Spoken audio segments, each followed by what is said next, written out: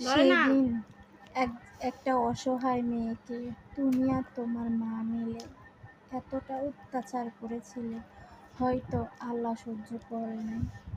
তুমি হয়তো সেদিন ছিলে না, কিন্তু চাইলেই সব কিছু গুছিয়ে রাখতে পারতে। তাই আজকে তুমি শূন্যহারা, নিঃস্ব। হ্যালো, আসসালামু আলাইকুম। সবাই কেমন আছেন? আশা করি সবাই ভালো আছেন। সত্যি ভালোবাসার গল্প নিয়ে আজও আপনাদের মাঝে ফিরে আসলাম। আপনারা কখনো ধৈর্যহারা হবেন না, কোনো কিছু না পেয়ে হতাশ হবেন না। অপেক্ষা করবেন, অপেক্ষার ফল একটু মিষ্টি হয়, দেরিতে হলেও মিষ্টি হয়। ধৈর্য ধরে থাকবেন।